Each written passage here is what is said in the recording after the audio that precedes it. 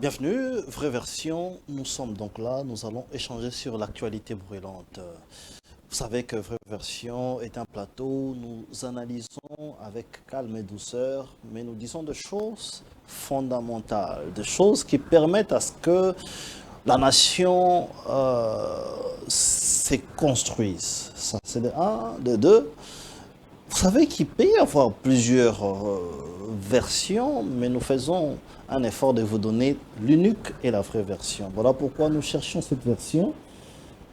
Pour la trouver, elle n'est pas facile. Vous avez suivi nos émissions, nous étions au fond du pays, dans le Congo profond, pour vous chercher la vérité. Une vérité qui tourmente les menteurs. Les menteurs, il y a plusieurs menteurs, des gouverneurs menteurs qui peuvent instrumentaliser des TikTokers et TikTokeuses qui ont faim, nous comprenons, mais la vraie version doit demeurer. Voilà pourquoi nous pouvons vous promettre que nous allons encore creuser dans d'autres provinces pour essayer de vous donner la vérité. Qu'est-ce qui se passe au Congo central? Nous allons savoir un peu plus. Et ainsi que dans d'autres provinces. Pourquoi pas les lois là-bas? Est-ce que le travail s'est fait vraiment? Ou soit Fifi Masuka n'est que gouverneur de Kolwezi. Nous allons chercher à puiser tout ça. J'ai le réel plaisir aujourd'hui de recevoir des éminentes personnalités parce que nous allons échanger sur la réalité. Il y a un moment donné, nous devons parler sur les bilans du gouvernement. Ce gouvernement ne peut pas toujours nous dire que nous venons d'être implantés. Non. Maintenant, là, c'est déjà 3 ans, nous devons en parler. Il y a des secteurs comme les finances, ainsi de suite, que nous devons en parler. Mais également, l'actualité domine sur les changements de la Constitution ou révision constitutionnelle. Est-ce que les carottes sont cuites? Nous allons tenter d'en parler. Sur ce, j'ai Oscar Béa, qui est cadre de l'ACP. Bienvenue, Oscar. Merci mon frère Didier, merci pour votre invitation. La joie est tellement immense. Ça fait un bout de temps que nous ne sommes pas passés par ici. Et aujourd'hui, par votre invitation, nous avons accepté de venir pour parler de notre pays, parler de la République démocratique du Congo, l'unique patrimoine que nous allons léguer à nos enfants. Je pense également à tous les Congolais qui sont à l'est de la République et surtout dans les territoires occupés par les agresseurs. Nous pensons que avec la diplomatie effective et agissante du président de la République, dans les jours à venir, ces ennemis de la République vont quitter les terres congolaises afin que nos frères qui sont à Goma puissent vivre dans une paix durable. Très bien. Ils vont quitter par la diplomatie ou vous assurez que vous allez gagner cette guerre-là avec nos forces armées congolaises? Je crois que le président de la République, oui, il a entamé la diplomatie agissante et aussi sur le terrain, notre armée est en train de travailler. Et aujourd'hui, le M23 n'arrive pas à avancer. Vous avez appris la mort de Willy Ngoma. Et depuis que cet aventurier... Donc à cause du cessez-le-feu déclaré... Non, pas cessez-le-feu. Ils sont incapables d'avancer. Et d'ailleurs, je vous informe que nous sommes en train, quand je parle de nous, c'est notre armée qui est en train de récupérer certains territoires, certains secteurs qui étaient entre les mains du M23. C'est-à-dire, sur terrain, l'armée congolaise est en train de gagner des terres et aussi sur le plan diplomatie, la réussite est presque totale. Sur ce, nous disons félicitations au président de la République et courage. Cet homme mérite beaucoup de soutien parce qu'il reste dans le pas de Mouzé Laurent Désiré. Très bien, c'est pourquoi il mérite un autre mandat. Parce que vous en parlez déjà, hein, on commence un peu. Est-ce que c'est par rapport à ça que vous dites? Qu'est-ce que vous allez faire, Oscar? Parlons-en. Je crois que à ce sujet, des 3e mandats du président... ça sera une violation. Hein? Non, je ne veux pas être comme les communicateurs qui ne maîtrisent pas des textes. Ok, vous maîtrisez les textes. Restons dans la Constitution. Oui. L'actuel. Et je vais épingler l'article 218 Oui. qui donne les pouvoirs au président de la République, Oui. aux des chambres, c'est-à-dire aux parlementaires congolais, et Oui. pourquoi pas aussi au peuple congolais, de solliciter la révision constitutionnelle. Ok, C'est ok. c'est pratiquement inadmissible oui. de refuser la révision constitutionnelle aussi longtemps que cette constitution elle-même prévoit sa révision. Oui. C'est être contre et c'est violer aussi. Est-ce que vous savez que maintenant, ce n'est pas possible d'en parler parce qu'il y a d'autres coins, d'autres provinces qui sont en état de siège. Non, vous n'allez pas nous interdire de ne pas parler de ça. Mais la la Constitution dit on ne elle-même. parle pas de sa révision lorsqu'il y a des provinces qui sont en état de siège. La Constitution elle-même prévoit sa révision. Et la Constitution également prévoit la liberté d'expression. Je ne sais pas par quel mécanisme vous allez nous interdire, nous les Congolais, de ne pas parler de notre Constitution. Nous sommes dans un état de droit.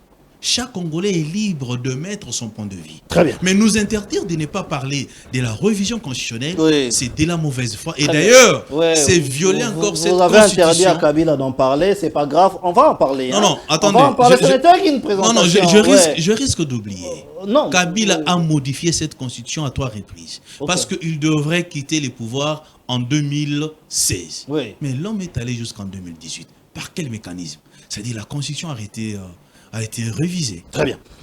Il s'appelle Vincent Muzungu, il est journaliste et analyste percutant.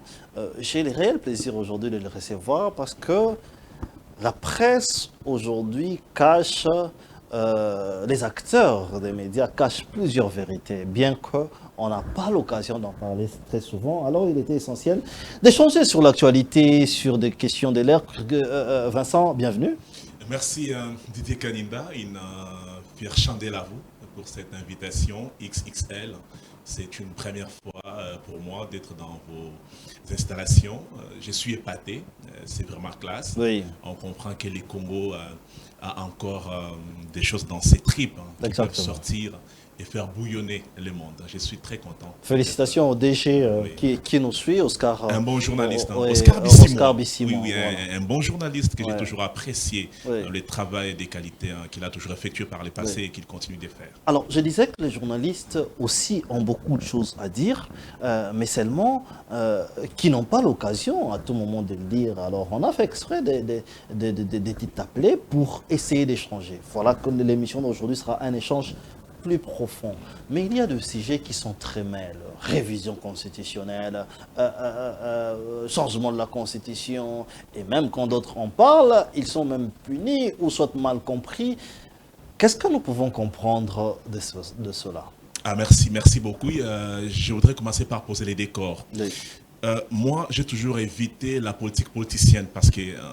c'est quoi la politique politicienne? Non, mais les acteurs politiques sont beaucoup plus dans les temps. Ils ne sont pas hors temps. C'est-à-dire dans les temps, ce sont des gens qui calculent leurs intérêts. Ils savent qu'il est important toujours d'animer certains. Il n'y a pas du mal en cela. Non, mais c'est des bonnes guerres. Quand on est acteur politique, on a choisi de faire les sacerdoces de la République. Et donc, on ne peut que prêcher pour sa chapelle.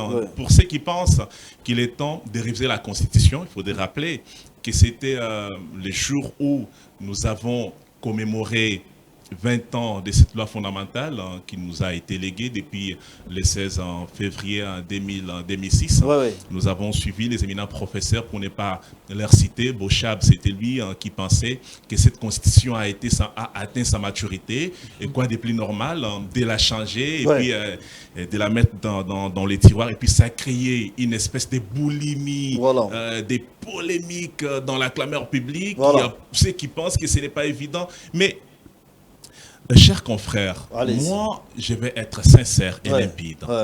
Vous savez, il y a Maître Oscar Béa qui a rappelé qu'il n'y a pas de honte pour la Constitution. Elle est claire, elle a même des dispositions pertinentes qui estiment qu'il faille la retoucher, la réviser, mais elle met en garde les acteurs politiques à ne pas toucher les articles qui sont tangibles. Et là, il y a encore un débat qui s'invite. Certaines personnalités politiques... Et quand le professeur disait que la Constitution atteint sa maturité, pensait-il aussi qu'il y a des articles qui fâchent?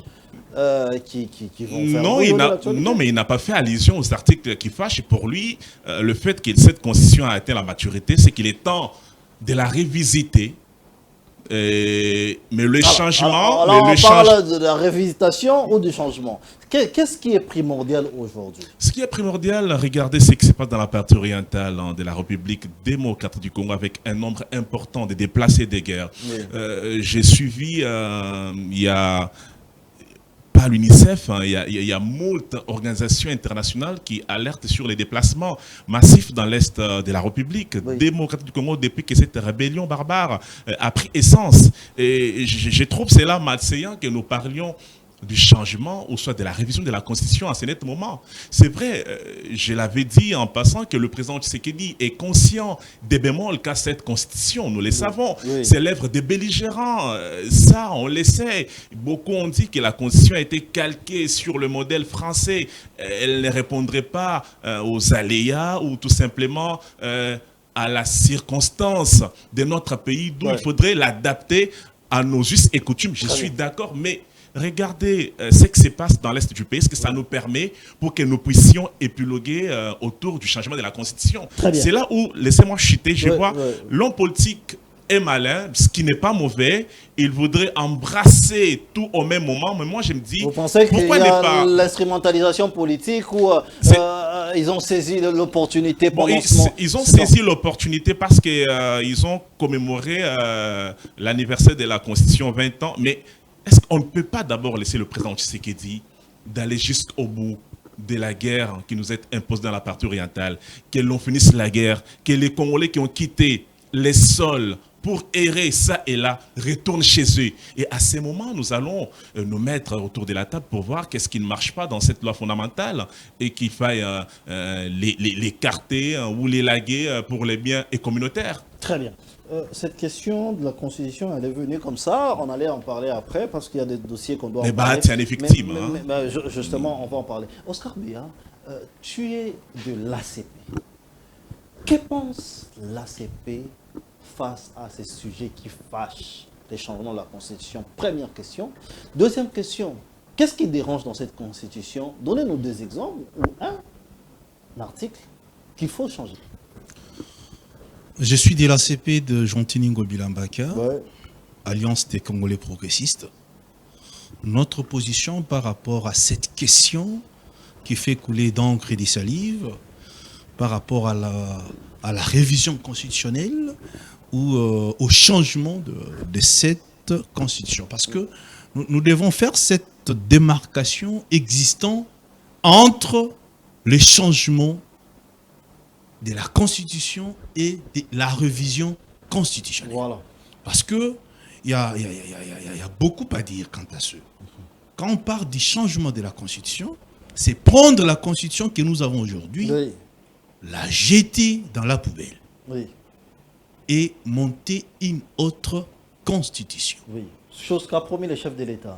Et quand on parle de la révision constitutionnelle, c'est regarder dans cette Constitution que nous avons aujourd'hui des dispositions qui fâchent, les changer, le monder ou bien le reviser.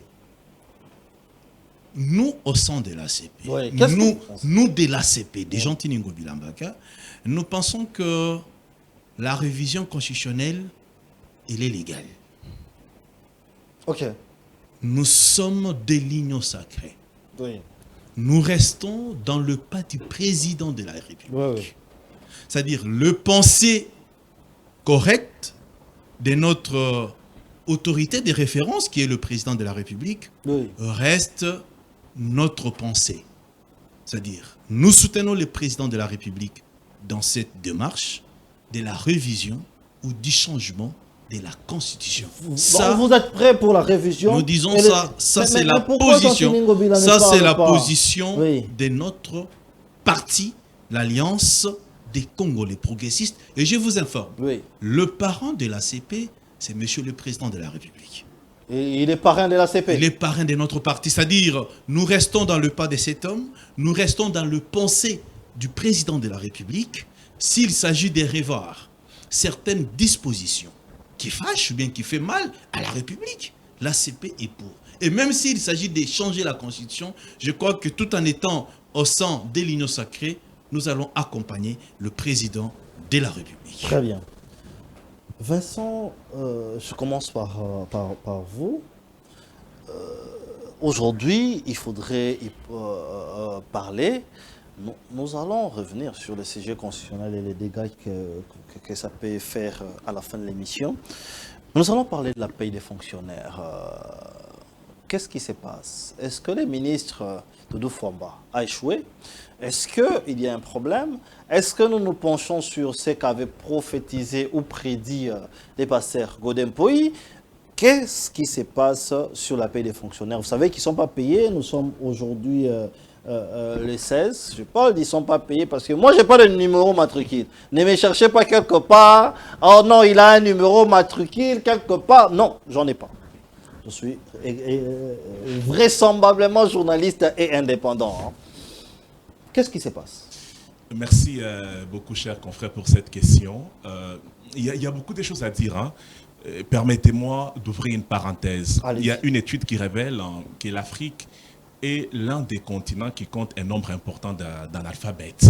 Okay. Et conséquence que l'élite politique et l'élite scientifique qui a mission de sensibiliser et d'apporter la bonne information dans la classe politique, elle est tout le temps prise en étau entre les débats, soit constitutionnels ou judiciaires. Et le petit peuple ou les fonctionnaires qui sont également au bas de l'échelle n'ont que leurs yeux pour pleurer parce que la bonne information n'arrive pas.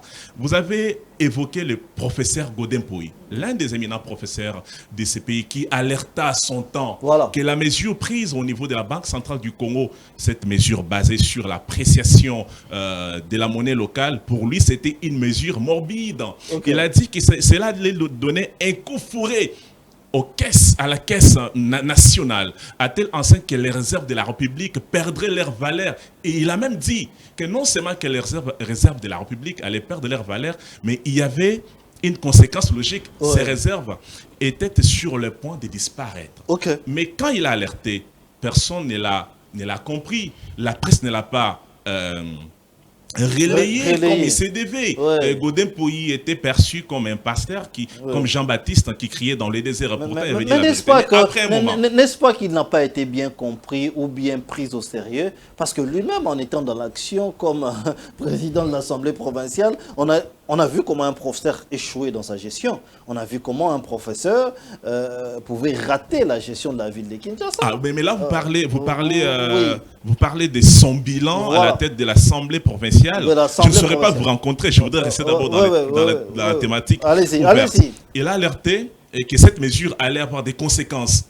Mais les gens n'avaient pas compris. Mais après un certain moment, c'était les fonctionnaires qui ont commencé à avoir des larmes sur les joues, que nous sommes payés en retard, surtout au mois de janvier. Les fonctionnaires n'ont pas été payés. Mais pourquoi ils n'ont pas été payés? Déjà, nous avons connu un problème avec la réserve.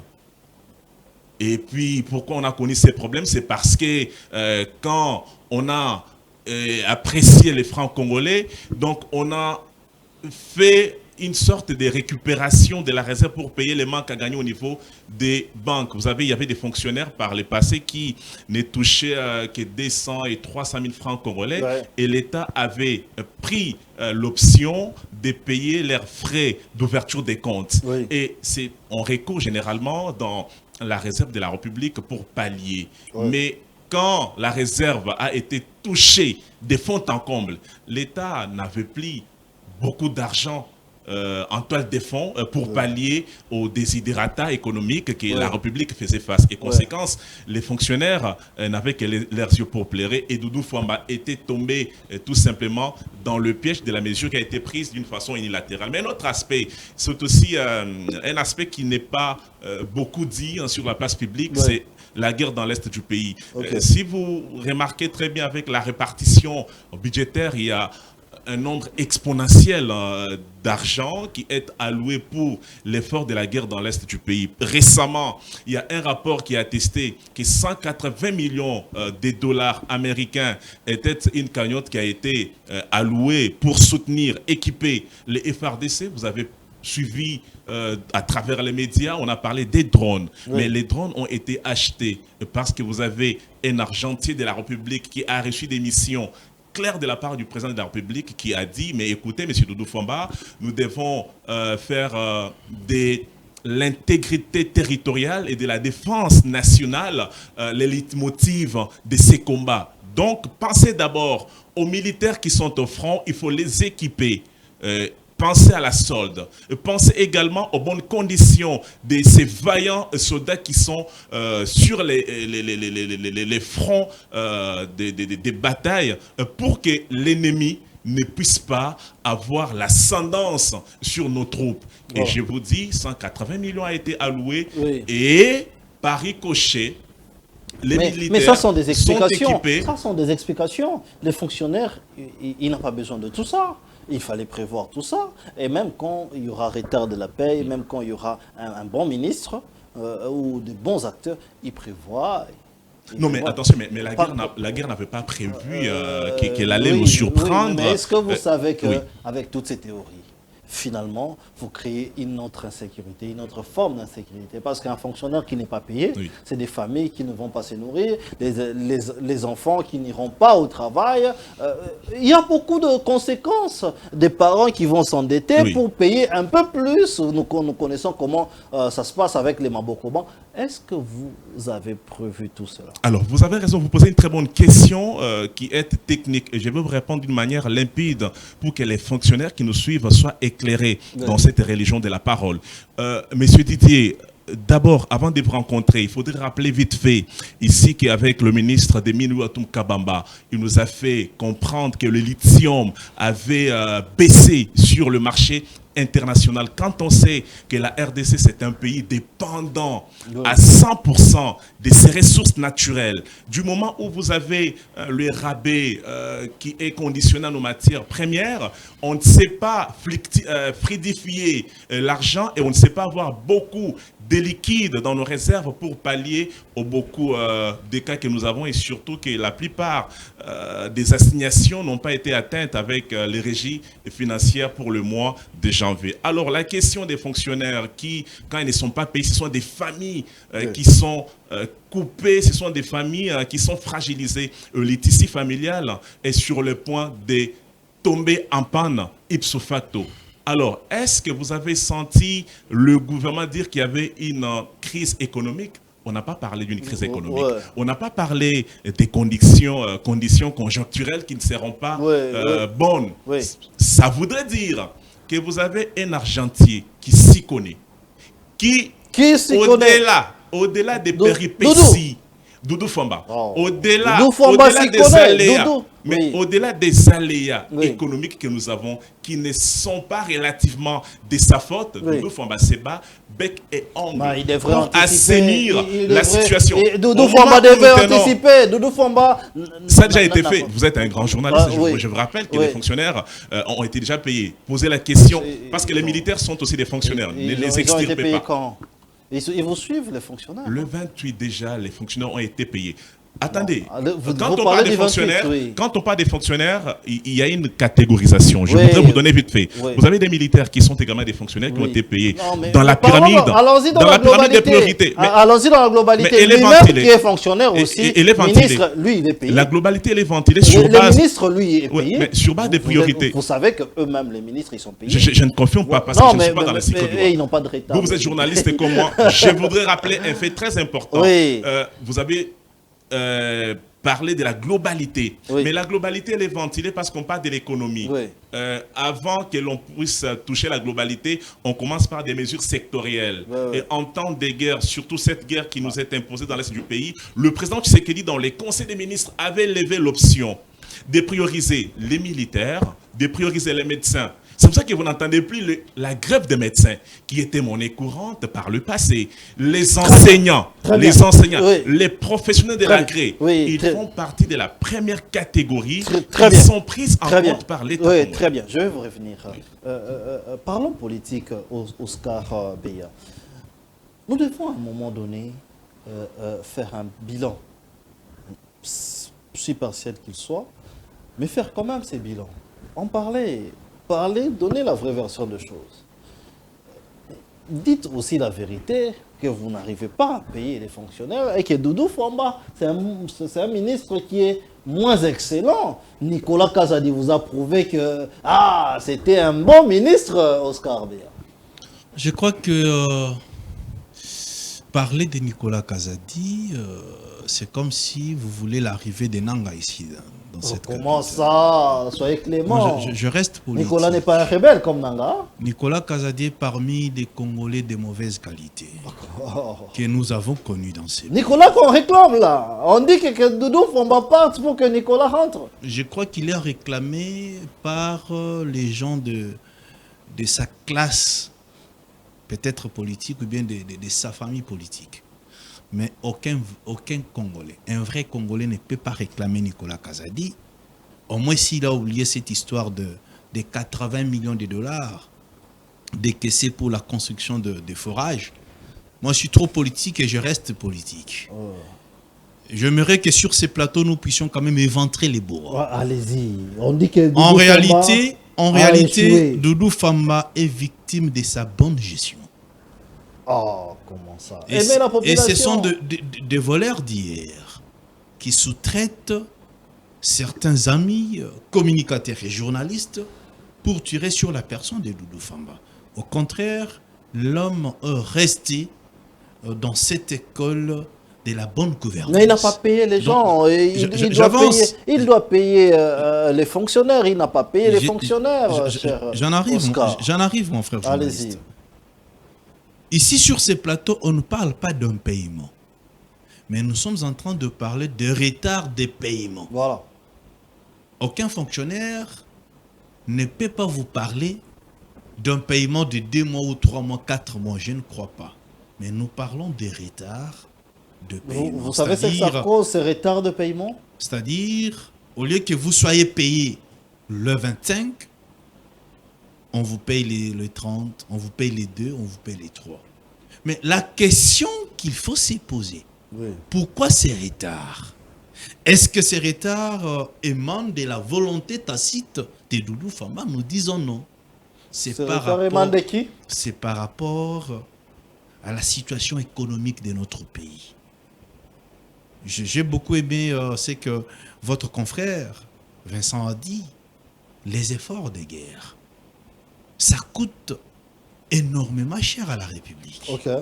Nous ne pouvons pas accepter que l'ennemi avance, mais ici on paye les fonctionnaires au moment opportun. C'est-à-dire on n'est pas patriote. Nous devons d'abord privilégier, messieurs les journalistes, laissez-moi avancer, nous devons d'abord privilégier l'intégrité de notre nation. Donc les fonctionnaires doivent attendre jusqu'à la fin de la guerre. Parce qu'avec votre salaire, si le rebelle avance, je ne sais pas, est-ce que vous allez vivre avec cet argent? Ça, c'est de un. De deux, nous avons un sérieux problème de redevance minière. Surtout avec des cobaltes et cuivres, ça pose problème. Mais malgré ces manques, mais Doudou Famba reste serein et déterminé à payer chaque fonctionnaire congolais. À payer quand? Il est important. Les problèmes des dates, ça sera réglé, je crois, au mois de mai. Au moins entre mai ou bien juin, je crois que la situation sera... Mais on avait jamais vu ceci. Ici, acceptons. Au moment de Nicolas Kazadi, ou même avant Nicolas Kazadi, c'est des choses qu'on oubliait déjà petit à petit, parce que les fonctionnaires étaient payés avant. Doudou Famba, même en étant ministre, il est venu, il s'est vanté pour dire que non, les fonctionnaires seront payés avant. Aujourd'hui, qu'il rencontre la réalité de choses, il comprend que la gestion n'est pas facile. La situation a tellement évolué. Vous avez parlé de Nicolas Kazadi. À l'époque de Nicolas Kazadi, Goma était entre les mains du gouvernement congolais. Est-ce que vous voyez ce qui se passe? Mais aujourd'hui, avec Doudou, Goma est entre les mains de rebelles. C'est-à-dire les efforts, les moyens dépensés à l'époque de Nicolas Kazadi et ce qu'on dépense aujourd'hui, c'est différent. Il faut féliciter Doudou Famba.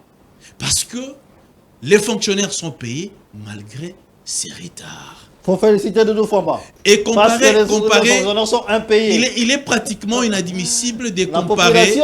La population te suit. Je suis en train de citer. Il est inadmissible, messieurs les journalistes, Didier, de comparer Doudou Famba à Nicolas Kazadi. Pourquoi j'ai dit inadmissible? à l'époque de Nicolas Kazadi, on nous parlait de mode dirigeance dans ces pays. Oui. Avec le paiement en mode d'urgence. Le paiement en mode dirigeance. Ça ne se passe plus avec Doudou Famba. Non, avec Doudou Famba, ça ne passe pas. Et ça ne se fait jamais. Vous êtes sûr qu'il n'y a plus de paiement en mode mode d'urgence? Vous prenez cette histoire de dettes publiques, de DTO et autres.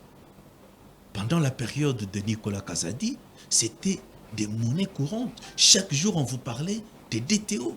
Mais avec Doudou Famba, ça ne passe pas. Et vous avez, vous avez constaté vous-même qu'aujourd'hui, on ne parle pas de détournements exagérés. Mais à l'époque des Doudou, c'était terrible. C'est-à-dire, aujourd'hui, à l'époque de Nicolas plutôt, aujourd'hui, au niveau du ministère... Il n'y a plus de détournement. Non, il n'y a pas de détournement. L'homme est de l'école des sphinx délimitées. Je parle de Doudou Famba. Et c'est pourquoi chaque fois... C'est quoi ces failles ou ces faiblesses?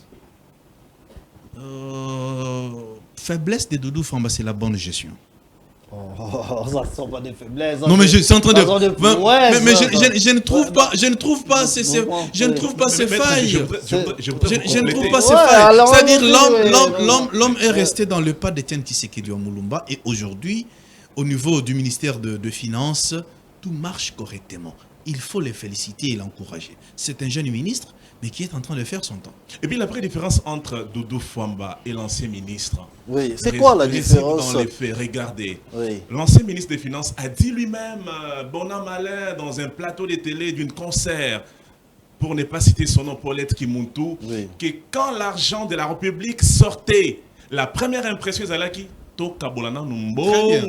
Misala après. Mais avec Doudou, qu'est-ce qui se passe? Dès que l'argent est décaissé, la première impression qui est dégagée est d'abord d'exécuter les travaux selon la vision du président de la République qui se bat bec et ongle pour rehausser les niveaux du Congolais lambda à atteindre ne serait-ce que les summum de sa vie. Ça, c'est une grande différence. Est-ce que vous avez bien compris, avez-vous bien compris cette illustration ou cette allocution de Nicolas Kazadi? Il disait que la politique, c'est quand il y a l'argent, nous nous partageons, nous réfléchissons. Vous voulez les défendre? Non, il n'a pas dit que c'est ça qui s'est fait. Vous voulez évoluer avec son expression, il était clair. Hein? Et c'est un monsieur qui a fait des bonnes études, il était clair. Il avait dit clairement qu'avec la politique...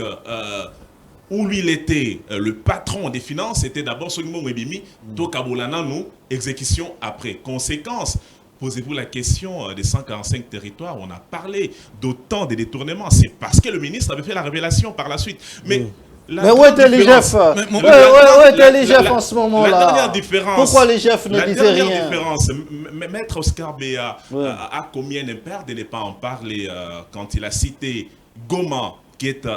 amputé d'une façon provisoire, Bunagana, ainsi que certaines localités. Mais quand vous prenez Goma et chiffrez le pourcentage qui revenait au trésor public, c'est chiffré à 3%.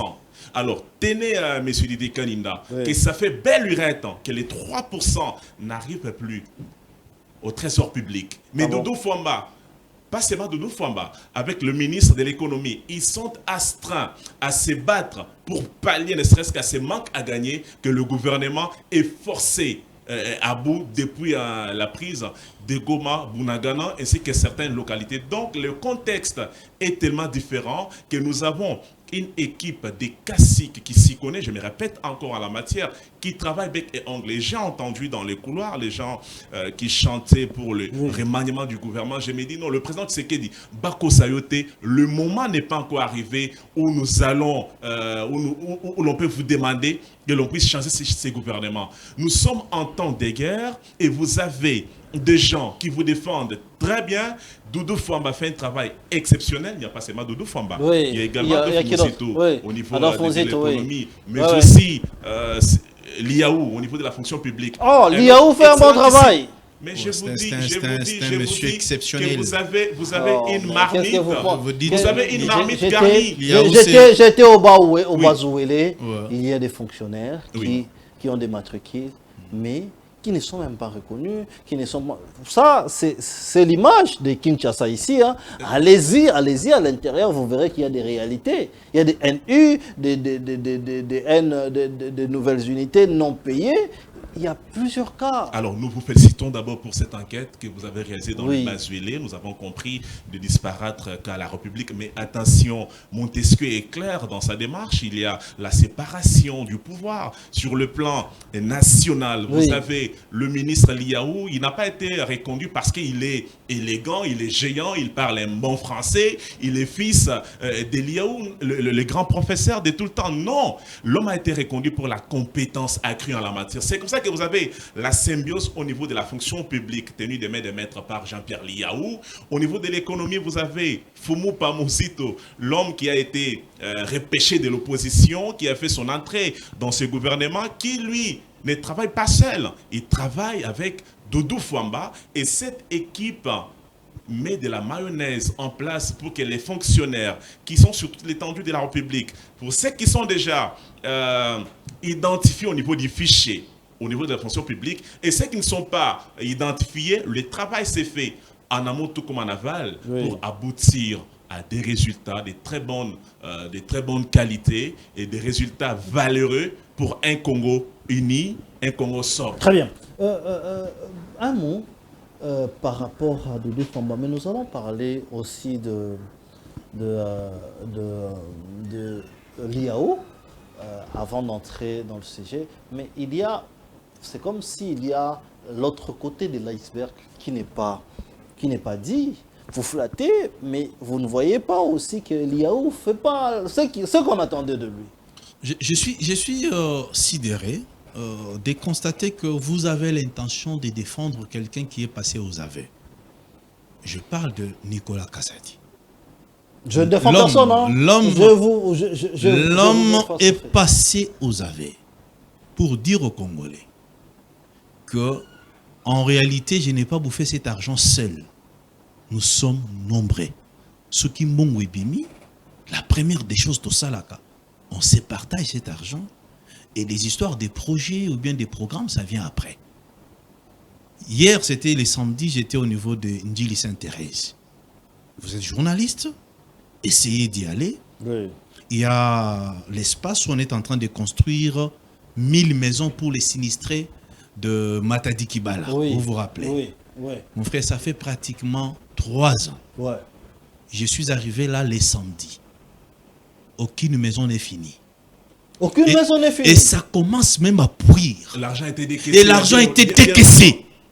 Vous nous parlez de Nicolas Kazadi. Mais J'ai mal. Et je ne vais pas citer les noms de ces messieurs. Oui, je vous accompagne parce que moi, j'étais au Bazouélé, Oui. à Ango. Il y a aussi des programmes des 145 territoires, des écoles qui ont commencé, mais l'argent a été bouffé.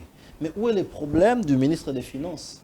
Mais là- Il y a des entreprises qui ont gagné des marchés et il y a des ministres qui exécutent. Lui, c'est un financier. Mon frère, une maison préfabriquée, c'est à 75 000 $. J'ai dit une maison préfabriquée. Coûtait 75 000 $. Et quand vous prenez 75 000 $, famille, ce sont des millions de dollars que l'État congolais a déjà décaissés. Jusqu'aujourd'hui, aucune maison n'est finie. Ça, c'est Nicolas Kazadi. Vous prenez cette histoire d'Arena. Oui. Vous connaissez bien l'histoire de cette salle. Ouais. Jusqu'aujourd'hui.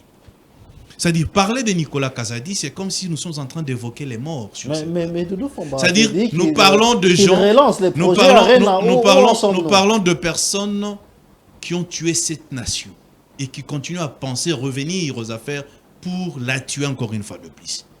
J'aimerais que nous puissions parler des bonnes personnes, des Congolais qui aiment Jean-Pierre cette nation. Liao. Un modèle, Oui. une référence pour la jeunesse congolaise. Je me rappelle quand les jours qu'il quittait ses ministères, je vis comment les travailleurs plairaient. Vous savez, dans la vie, vous pouvez avoir 2 millions, mais votre honneur compte plus. Liao, c'est quelqu'un de valeur. Très bien. C'est un ministre exceptionnel que la jeunesse regarde avec beaucoup d'admiration. Très bien.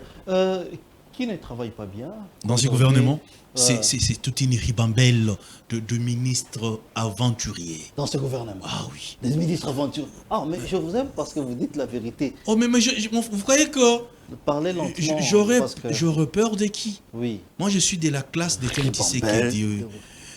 je suis les premiers aventuriers dans ce gouvernement. Oui. Je vous dis, il y a toute une chaîne de ministres incompétents et improductifs, je peux encore ajouter. C'est qui les premiers bon, pas les premiers des incompétents et des improductifs. Qui ne sont pas productifs? Quand vous prenez votre dame ici, que vous avez placée à la jeunesse. Grâce Coutinho. Moi, je n'ai pas cité les noms de quelqu'un. Non, mais c'est elle, la ministre de la Justice. Parce que vous ne sentez pas qu'elle est en train de d'éprouver son incompétence. Elle est incompétente. À outrance, elle. Grâce Coutinho, elle est incompétente. Mon frère, je vous dis, le remaniement est opportun. Et très important pour ces moments. Bon, il faut qu'on change. Mais dans ces gouvernements, il y a 2 ministres qui doivent rester. Oui. Entre autres, Doudou Famba, ministre au niveau au ministre des Finances. Vous prenez le vieux Liaou, vous prenez le vieux Mozito et Eliezer Tamboué. Très dynamique. Très dynamique. Oh. Et l'homme déterminé. Moi, on a Kololo Pango, Eliezer Tamboué. Thérèse Kaikomba également. On appelle moi on a Kololo Pango, Eliezer Tamboué. Exactement. C'est-à-dire, c'est journaliste parce que c'est votre confrère. Il demeure. On perd la qualité. Il aime bien la casquette. Il aime bien les micros. Parce que je veux vous révéler une chose. Les micros nous relient à la population. Ça veut dire, quand nous descendons sur le terrain, il y a des gens qui viennent nous parler du vrai problème. C'est ce que les gens ne savent pas. C'est ce que les gens ne savent pas. Et lui, il aime ça parce que même en étant ministre, il est à côté de la base. J'étais avec lui. Quand on l'a vu, il y avait des problèmes ici au SN, l'OCCO. OCPT. Maintenant, c'est devenu, ça a changé. Mais les agents ne pouvaient que gérer par lui pour qu'il soit leur porte-parole, bien qu'il n'ait plus député. Monsieur le journaliste, je pense que c'est. Il y a des gens. Il aime travailler pour la population. Il y a des gens qui doivent intégrer les nouveaux gouvernements en gestation. Vous prenez un homme comme Willy Bakonga. Oh, ne dites pas de Willy Bakonga. Willy Bakonga, lui, il a échoué. On ne l'aime pas. Je vous parle de cet Oscar Ozo Baby Sapouani. Mais attendez, Zelana Silissa. J'aimerais que vous restiez. Qu'on a arrêté. J'aimerais que vous restiez journaliste. Oui. J'ai mené des enquêtes sur cette personne de Willy Bakonga. C'est lui-même le géniteur de la gratuité de l'enseignement. Ah non, ne dites pas. Permettez-moi d'avancer, mon cher ami. La gratuité, c'est un Congolais de bonne qualité. Au moment où les autres ne pouvaient jamais se prononcer sur le 3e mandat du président de la République, Willy Bakonga a pris le courage. Il s'est prononcé. Sans Willy Bakonga, on ne pouvait pas parler de la réussite de la gratuité de l'enseignement. Et aujourd'hui, regarde ce qui se passe de l'autre côté. Il y a des personnes, peut-être écartées par mauvaise foi, par des cabales politiques. Très bien. Je parlerai aussi. Montrez-moi un peu cette image. Montrez-moi un peu cette photo, s'il vous plaît. Il y a aussi des gouverneurs des provinces qui ne travaillent pas. Voilà, il est là. Il s'appelle Mike Mokeni. Il y a des gouverneurs comme ça qui sont très incompétents. Il est congolais de père et de mère? Ça, je ne sais pas. Il faudrait savoir. Mais lorsque nous entrons dans la critique la plus profonde pour essayer de dire, monsieur le gouverneur, il est gouverneur du Baouélé. J'aurais appris qu'il ne reste pas là-bas. Il est plus à Kinshasa. Oui, ça c'est aussi vrai. Mais lorsque on lui dit, monsieur le gouverneur, vous ne travaillez pas. Non. Les gouverneurs envoient des gens, des TikTokers qu'ils ramassent pour insulter. Mais c'est ça la médiocrité. TikTokers. Au lieu de prendre des journalistes sérieux qui vont analyser les faits pour essayer de booster, de conseiller. Non, lui part recruter des TikTokers. Monsieur le gouverneur, nous avons des éléments que vous ne travaillez pas. Si on commence à balancer ici, je pense que Okola la pongité. Parce que nous avons des éléments. Les journalistes ne parlent pas en vain. Un journaliste a des éléments. Et des éléments que moi j'ai. Si je commence à balancer Baouélé aujourd'hui, demain, après-demain, je pense que même les députés provinciaux vont vous chasser. Faut éviter. Il faut éviter. Parce que Baouélé, c'est parmi les provinces où il n'y a rien de gouvernement provincial. Rien ne s'est fait là-bas. Rien. S'il n'avait pas, Baouélé n'avait pas la chance d'avoir des fils et des filles qui travaillent, qui dénoncent, mais ça allait être compliqué. On n'allait même pas connaître de votre province. Nous avons des éléments. Nous sommes journalistes. Je peux même mettre un appel en direct pour demander les enfants du Baouélé, est-ce que vous êtes satisfaits du travail que fait les gouverneurs? Vous aurez des réponses. Améliorer, travailler, accepter les remarques, les conseils, pour que votre province se développe aussi. Ce n'est pas une occasion pour prendre des TikTokers mal éduqués, qui ont fui les bancs de l'école pour venir les comparer avec la crème des gens qui ont la matière, qui savent, qui ont le souci de la nation, qui veulent bien pour emmener des dossiers qui n'ont pas d'essence. Travaillez, vous avez un mandat, travaillez, donnez les résultats, c'est ce qu'on attend de vous. On n'attend rien d'autre de vous, de recruter les TikTok. Recrutez aussi des journalistes qu'ils viennent, qu'on fasse les débats. Nous voulons les débats. Est-ce que vos TikTokers là, et des gens que vous ramassez là, ils peuvent faire un débat? Un débat, appelez-le comme ça, débat télévisé sur la gestion du Baouélé. Ils ne vont pas les faire. Alors s'il vous plaît, monsieur le gouverneur. D'ailleurs, je solliciterai un débat sur les bilans de ces gouverneurs. Non, il ne viendra pas. Il n'a pas de bilan. Il n'en a pas. Il ne viendra pas. Moi, je suis journaliste des enquêtes. Si aujourd'hui, je commence à diffuser ce qui se passe dans sa province... Mais du fait seulement de recruter les TikTokers voilà, et les TikTokers, ça prouve que lui-même est médiocre. C'est ça le problème. Ça prouve que c'est un incompétent. N'ont aucune base. Parce que leurs informations n'ont pas... Excusez-moi, j'ai pas mal parlé des TikTokers, mais ils n'ont aucune base. Leurs informations ne sont ni filtrées, ni traitées, ni réfléchies. Ils disent tout ce qui les vient en tête. Je suis désolé. Quand un gouverneur recourt aux TikTokers, je suis désolé. Hein? Nous voulons de notre nation. Voilà pourquoi il faut ce genre de choses penser aussi à d'autres articles du gouvernement. Parlons de...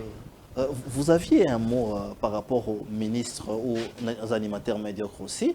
Après, nous allons chuter par la presse responsable et la communication responsable. Non, mais la question de la médiocrité des animateurs du gouvernement, je n'aime pas trop aborder cette question parce que je reviens généralement aux propos qu'avait tenu le président Tshisekedi depuis le premier gouvernement Toulouka 1. Il avait dit qu'il y aurait n'est-ce pas, une sorte d'examen ou soit, si vous voulez bien, d'audit trimestriel pour savoir quels sont ces animateurs qui ont excellé et qui n'ont pas été à la hauteur pour voir changer ceux qui n'ont pas été capables d'apporter un nouveau vent à la République. Je constate que ces discours n'a pas malheureusement été suivi de près par les actions concrètes. Mais sinon, quand vous regardez ces gouvernements, c'est une équipe qui est composée des gens qui sont forts et des gens qui sont faibles. Voilà. Mais moi, j'ai fait beaucoup plus un focus sur les gens qui sont forts. Okay. Je vous ai parlé de Doudou Fwamba, Likoundé, un jeune, il est pratiquement de notre génération, ou soit légèrement Mbiaka, mais je trouve qu'il est de notre génération, qui fait un travail exceptionnel que j'ai toujours qualifié de XXL, mais à côté de lui, j'avais parlé de Liaou, Jean-Pierre Liaou. Moi, je n'ai jamais travaillé avec lui, je ne l'ai jamais rencontré, mais au travers de la télé, jamais rencontré. Je ne rencontre jamais. Mais en tant que journaliste, j'ai toujours des échos favorables, depuis la nuit des temps, qu'il fait un travail de qualité. Non, mais c'est un travail. J'ai vu récemment lui-même écouter les problèmes des agents. Il est aux aguets, il est réceptif, il innove, il impressionne, il fait un travail. Et en principe, ce n'est pas lui que nous voyons, c'est le président Tshisekedi que nous voyons. Parce que quand vous réussissez dans un domaine X, ce n'est pas vous. C'est le président Tshisekedi que nous voyons en prélude. Donc, chapeau bas à lui. Chapeau bas également à Adolphe Mouzitou. Voilà, et depuis qu'il est là, on sent qu'il n'y a pas... La crise économique, on ne la sent pas. Et pourtant, ça tire à balles réelles dans l'assiette économique de la République. Donc, je trouve qu'il y a des gens qui font un travail lourd. Très bien. Communication en temps de guerre, en temps d'agression... je commence par vous parce que vous êtes de la presse. Quel est l'apport du journalisme aujourd'hui, des journalistes aujourd'hui congolais? Quelle tendance devons-nous avoir? Est-ce que nous pouvons nous dire que nous restons neutres ou combattre ou encore donner des informations qui vont en faveur de notre pays. Quelle est la position qu'un journaliste doit avoir en temps de guerre? Chers confrères, en temps de guerre, nous mettons en péril et nous effaçons les critères que nous avons appris à l'école concernant le traitement de l'information. Ah bon? Pendant la guerre, en temps de guerre, on n'a pas besoin d'un journaliste qui respecte une ligne éditoriale. On est des compatriotes. La casquette, l'unique à porter, est d'être un vrai patriote. Parce que le Congo, c'est notre bien en commun. J'avais beaucoup aimé Maître Oscar qui disait que les ancêtres nous ont légué la terre sainte et nous avons mission de protéger. Quand Bunagana tombe, ce sont des Congolais qui sont partis. C'est notre sang, c'est notre couleur. C'est la terre que nous allons léguer à nos enfants. Le journalisme en temps de guerre, c'est un journalisme que moi j'appelle journalisme d'État. Ce sont un journalisme qui est mené par les compatriotes. Chapeau bas d'abord à vous qui étiez dans le Bazuélé. C'est ça le patriotisme des enquêtes. C'est à péril de votre vie que vous l'avez fait. Parce que moi, j'ai appris à l'école que l'enquête, ça peut t'écouter la vie. Mais quand nous parlons de l'attitude et la casquette devant privilégiés en temps de guerre, je vous ai dit qu'il faut être patriote pour combattre aux côtés des FARDC. Parce que l'on sait que la guerre, elle est également communicationnelle. Quand elle est communicationnelle, on a ces privilèges, nous, les professionnels du micro et de la plume, de soutenir nos FARDC, de soutenir nos autorités. Et non nous dire, bon écoutez, nous sommes la presse qui prend la ligne éditoriale de l'opposition. Tout ce qui s'est fait au niveau des Ouazalendo, on ne peut pas en faire chapeau bas. Non, ça, c'est faire le jet de l'ennemi. C'est comme ça que je voudrais profiter de votre antenne, également de votre plateau très classe, pour saluer le travail de qualité qui est abattu par un confrère de très bonne qualité, Israël Mutombo. Ok, qu'on appelle Sango Mokonzi. On appelle Sango Mokonzi. Il a maintenant plusieurs noms, on appelle Maître Plein. Maître Plein, l'officier de permanence. Pendant l'agression, il a fait un travail où il a même enlevé sa robe de Sango pour mettre une tenue. Ça voulait dire quoi? C'est... La communication était une communication martiale pour montrer que je m'identifie aux FARDC qui sont au front. Ils sont au front pour la cause noble et nous sommes à la télévision pour porter leur voix, pour leur dire, chers vaillants héros, vous qui avez prêté serment de mourir sous le sang, sous les drapeaux de la République, nous ici on n'est pas inconscients de votre combat. Nous nous habillons comme vous pour vous dire que nous sommes derrière vous. Vous avez accepté de laisser vos femmes, vos enfants pour vous battre, pour que ces Congos restent debout. Tenez bon. Nous ne venons pas chercher le coupage. Nous allons consacrer notre antenne. Nous allons consacrer beaucoup de temps à l'antenne pour parler de vous et vous dire que vous comptez pour nous. Et non seulement vous comptez pour nous, nous pouvons initier des collectes entre nous. C'est comme ça que par le passé, il avait lancé une campagne de collecte des fonds pour les FARDC. J'avais beaucoup aimé. Il y a des gens qui, du peu qu'ils avaient, ils l'ont approché pour dire non, non, non, ça c'est louable. Vous méritez notre soutien pour que ça soit canalisé. C'est le genre... mais malgré ça, il y a quand même eu quelqu'un qui a dit que le journaliste... bon, je ne vais pas citer les noms. Oui. Il dit, il est premier président de l'Assemblée nationale, qui dit que Félix Tshisekedi n'a pas la chance d'avoir un journaliste tel, parce que ces actions permettez-moi de vous interrompre. Permettez-moi de vous interrompre. Alors que nous avions vu Sango être là, communiquer sur les actions et les avancées même de la guerre, du FARDC. Ainsi de suite. Mais je serai très direct avec vous. Oui. Il y a des politiciens qui doivent fermer leur gueule. Oh. Je vous dis, vous savez, dans ces pays, on ne peut pas importuner la science. Parce qu'il a parlé de notre aîné Jean-Marie Kassama, que nous saluons. Qui fait un professionnel, bon travail, qui a toujours fait un grand travail. Oui. Mais M. Paul Chilumba a oublié de dire aux Congolais que sous Kabila Télé 50 a coûté des milliards. C'est Chilumbaï. Paul Chilumbaï. Mais il a oublié de dire aux Congolais que M. Kabila, l'ancien président de la République, a donné des milliards, des millions pour la création de Télé 50. Oh, mais c'est vrai.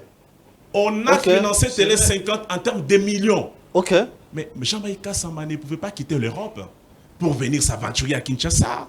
C'était un projet chiffré en millions. Et l'homme a été soutenu. C'est pour ça que j'avais dit par le passé que quand vous avez l'intelligence couplée aux moyens, vous aurez des miracles. Mais sous ce régime, quel est le journaliste professionnel que le régime a financé pour travailler, pour faire le travail que Kassamba a fait du temps de Kabila? Merci. Merci Vincent. Nous arrivons à la fin malheureusement. Cette émission, elle devient courte, mais il n'y a pas de souci. Oscar Beya, je vais finir par vous. Communication en temps d'écrit. Vous êtes communicologue, vous êtes juriste. Moi, je connais vos qualités de la communication. D'ailleurs, je révèle ici que c'est un ancien journaliste qui a fui les médias. Il a fui les médias. Il s'est dit que non, je pars. C'est aussi un travail élogé, hein, être avocat. Il appelle les journalistes d'une manière frauduleuse. Mais quelle est la position que nous devons avoir? Et puis, quand vous avez écouté ces propos et que vous voyez des journalistes comme Israël Mutombo, Sango, on doit parler de lui. Parce qu'il a fait son époque et il continue d'en faire. On doit parler de lui. Qu'est-ce que vous est venu en tête? Rapidement. Moi, je pense que Chulumbaye, c'est Chulumbaye, je crois. Oui, Chulumbaye. Jean-Claude Chulumbaye. Il est le premier président de l'Assemblée nationale. Il est de l'UDPS. Il est frappé par les complexes d'infériorité.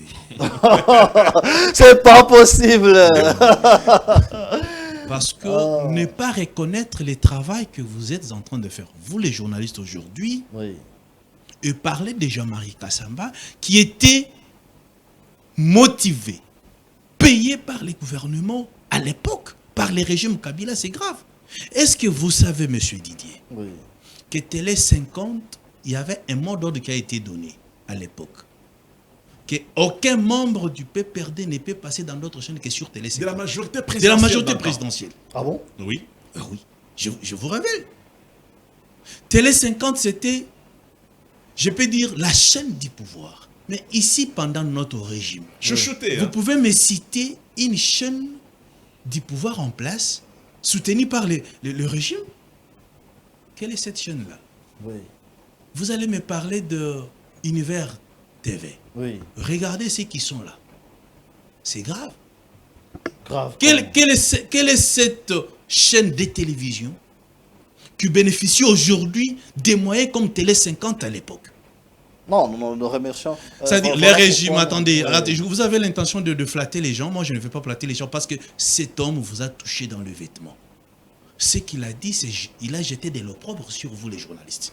Et laissez-nous, les politiques, en parler. Vous parlez de Chilombaye. Nous vous félicitons. Quand vous prenez Israël Mutombo, il est le premier journaliste, pendant cette période d'agression, d'avoir changé ses habits et porté les habits conformes à la tenue militaire. Il est le vrai journaliste et l'unique journaliste d'investigation dans ce pays, avec ses propres moyens, sans les soutiens du gouvernement ni du régime en place. Pourquoi ne pas reconnaître le travail des autres et nous parler de Jean-Marie Kassamba qui était soutenu à 89% par le régime de Kabila? Bon, lui, je trouve que il est aussi excellent, du fait, mais il dit qu'il n'a pas reçu des millions comme vous le pensez, mais nous allons entrer en profondeur. Non, du fait d'être frappé par ces complexes, je trouve que le professeur Chulumbaye a frappé à côté. Peut-être qu'il a été envoûté sur ses plateaux, mais un homme d'État ne peut pas tenir des propos pareils. Parce que ça décourage ceux qui sont déterminés à défendre la patrie et ça fait très mal. Ici, nous devons reconnaître le travail des grands journalistes que nous avons dans ces pays, entre autres Lévier Lusakweno. Christian Lusakweno de Top Congo. DG Israël Mutombo de Boussolo na politique. Aujourd'hui, on parle que c'est deux qui sont en train de marquer les temps. Il faut accepter les temps. Vous ne parlez pas de Didier Kanyinda. Didier Kanyinda, on en parle. Didier Kanyinda, c'est la jeune génération. C'est la jeune génération. Il faut accepter la jeune génération. Il faut faire très attention. Vous êtes de cette génération montante, monsieur Didier. Non, attendez. C'est ça le problème. Il faut aussi noter l'histoire. Savez-vous que nous avions co-présenté ensemble en 2010 Je vis cet extrait. L'émission avec Eliezer, avec Ndeko Basile et tout. À l'époque des 7. À l'époque des 7. Mais je suis comme ça, je ne grandis pas. Mais en âge, on en a quand même. Vous n'êtes pas n'importe qui. C'est pourquoi nous ne sommes pas d'accord avec Paul Chilumbaye qui a tenu des propos flattants. Jean-Marie Kassamba, qui du reste n'est pas un journaliste a sous-estimé, mais nous disons que Paul Chilumbaye est allé un peu plus loin parce qu'il y a des gens valeureux. Oui, il y a des journalistes. Le Magma. Vous voyez, tout ce que vous voyez sur cette chaîne ici, c'est une chaîne privée, mais coordonnée par Oscar Bissimo, un journaliste. Un autre jeune, intelligent. Intelligent, petit. Il y en a. Nous voulons et nous demandons les moyens pour faire ce travail élogé, et c'est important. Je pense que c'est. Non, nous pensons que nous sommes en train de cheater, monsieur le journaliste. Mais j'aimerais sur ces plateaux que nous puissions reconnaître l'audience qu'a Boussolo TV aujourd'hui. Très bien. Même à l'extérieur de notre pays. Oui.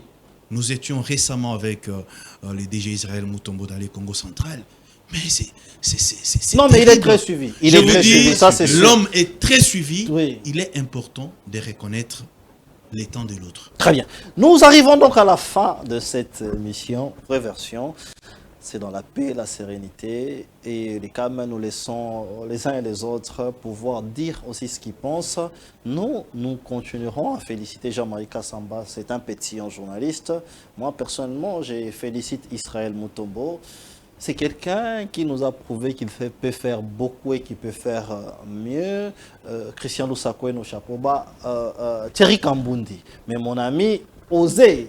Un journaliste qui ose. Osez Manzanza, un journaliste qui ose. Il y en a plein dans cette génération. Vous avez oublié votre confrère qui est ici. Voilà, Vincent Mozungu. Voilà. Il y en a plein de journalistes qui peuvent faire mieux. Faute de moyens, font peu.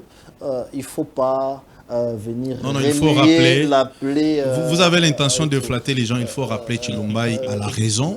Il avait mal parlé, il doit revenir à ses dires. Ça sont des discours politiciens. Pour ce soir, nous chutons là. Nous allons nous retrouver prochainement. Bonsoir chez vous.